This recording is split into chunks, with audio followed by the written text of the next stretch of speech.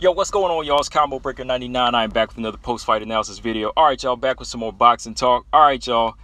Dillian Whyte, he gets that get back versus Alexander Povetkin in their rematch last night. Oh, man, this was a good fight. Right away, I knew that the way the first fight went, I knew that this one was not going to go 12 rounds. I knew that Dillian Whyte or Alexander Povetkin, they were going to commit to breaking their opponent down and eventually landing something big. It wasn't even going to be like a wild home run type shot. It was just going to be like a methodical shot set up by either Whyte or Povetkin. But shout out to Dillian Whyte.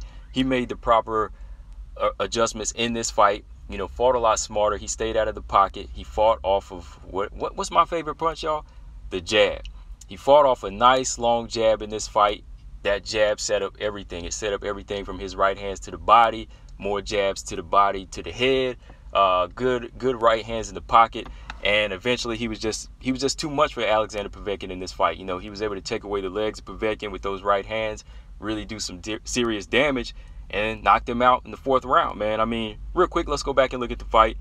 Round one, like I said, Dillian Whyte, he started fighting off that jab, just sticking that jab out. It's a nice long jab that he was just landing to the forehead and to the face of Povetkin. It opened up a big right hand early that kind of rocked Povetkin right away, but whenever he didn't see that opportunity when the opportunity didn't come, he just said, okay, I'm going to go right back to the basics, sticking that jab out. They're just popping Povetkin to the forehead. Right hand started to fall into place, followed by the jab. And Whyte, he was just going to the head, to the body. It was a good boxing round for Dillian Whyte. The second round, Whyte, again, being very, very patient, just landing the long left jab, head and body, setting up a nice hard 1-2 and just controlling the pace this time. Povetkin, he didn't really have any answers, as far as how to get on the inside or land any body shots like he did, because the first fight, like I said, Dillian Whyte, he was more so in range, so Povetkin, he could set up that left hook to the body, which opened up the left uppercut to the head. He was able to land some good shots. But this time around, Dillian Whyte, he used his reach. He was just doing a lot of damage from the outside with these good shots, and it really kind of offset Povetkin. He couldn't really take these right hands this time. You could really see like the reddening in his face, and like the legs, they just weren't there this time around. Round three, back to the jab from Dillian Whyte, just controlling that distance, always pivoting out and kind of spinning out to avoid exchanges, because that's where Povetkin would try to get strong. If he saw he could like bull rush his way in, or if he caught Dillian Whyte near the ropes, he would try to let his hands go. But instead, Dillian Whyte, he would just kind of spin out, he would kind of clinch and just kind of go right back to finding that range and just going back to smart boxing, just some smart boxing and punching. And then Whyte rocked Povetkin with a big right hand, and Povetkin on wobbly legs couldn't really get anything effective off in the third round. So I said, this knockout is coming. And I think as long as Dillian Whyte sticks to this boxing game plan, he will win.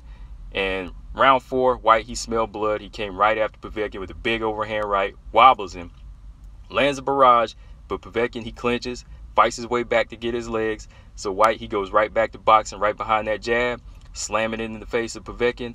But these right hands, like I said, they're really setting something big up.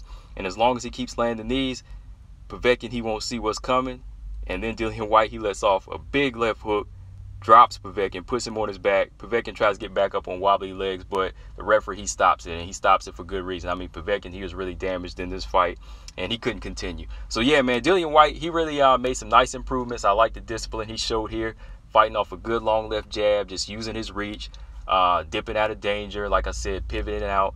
And, yeah, just keeping the shorter fighter on the end of the shots, never letting any of the exchanges, never getting pulled to any firefights this time. Very good boxing performance by Dillian Whyte. As from here, I think Dillian Whyte, I would like to see Deontay Wilder fight. This is a long-awaited fight that, I think a lot of people want to see. They want to see Wilder versus Whyte. This was a WBC interim title eliminator. If that stands for anything, that's a fight that I would like to see. As for Povetkin, pushing 41 now, I think it's time for him to retire. I think his people are, trying to set him up as far as, just retirement now. They're trying to talk to him, put that into his head, because, yeah, man, come on, heavyweight division at 41 years old, and you're on the knockout end of a lot of these fights. It's very dangerous. It's very dangerous for you at this point. So for somebody like Povetkin, I think he should just, call it quits. He's done he's done everything he could at this point. I don't really see him fighting his way back up to the top. You know, so yeah, man, overall it was a good heavyweight action fight. Like I said, I knew it was going to end in a knockout. Dillian Whyte got that get back versus Povetkin. Where do y'all want to see Dillian Whyte go from here? You know, do you want to see the fight with Deontay Wilder or Luis Ortiz? That's a fight I would like to see. Let me know, guys. Combo Breaker 99. I'm out. Subscribe. Peace.